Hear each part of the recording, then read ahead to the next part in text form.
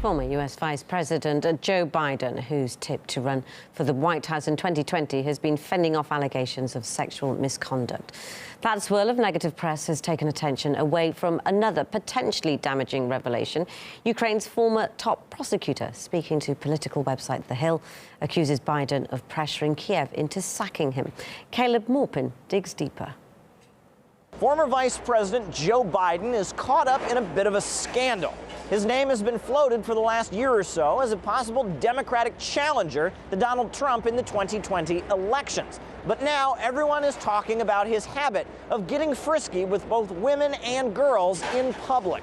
He leans down, smells my hair, and then plants this big, long kiss on the top of my head. Joe Biden's presidential campaign hasn't even officially begun, and people are trying to knock him out of the running. Joe Biden is facing new accusations of inappropriate behavior. Joe has a habit of doing things right out in the open, and while everyone is focusing on this rather touchy subject, some of his earlier deeds are not getting as much attention. Last year, in an interview, Joe bragged about getting Ukraine's general prosecutor fired.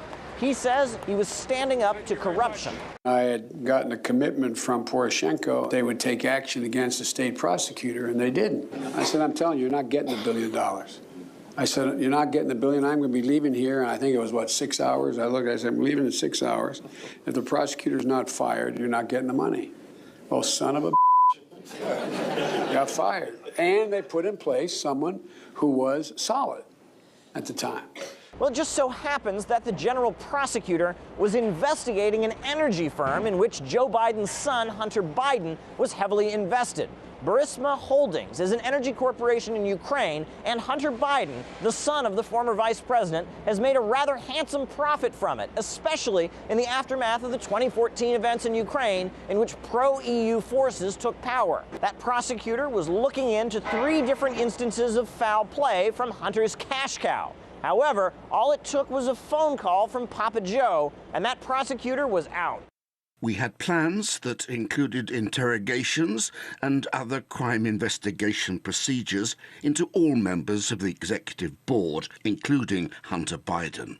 Members of the board obtained funds as well as another US-based legal entity, Rosemont Seneca Partners, LLC, for consulting services. One might argue that perhaps Joe Biden had no idea about his son's financial interests. They say he's the vice president. Perhaps he was too busy running the country to pay attention to his son's finances. However, if he watched any American media, he couldn't have missed it.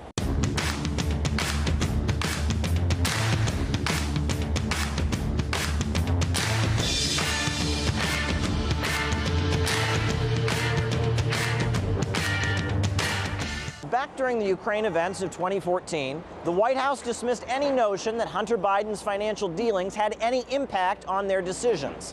I'm wondering if the State Department has any concerns or any thoughts about the Vice President's son joining the board of directors of this Ukrainian gas company. No, he's a private citizen. So, as reels and reels of video show that Joe Biden has some pretty strange proclivities, and more women come forward saying they do not appreciate his affection, at this point it's pretty clear that Joe has some even stranger skeletons in his closet that he would like to keep buried.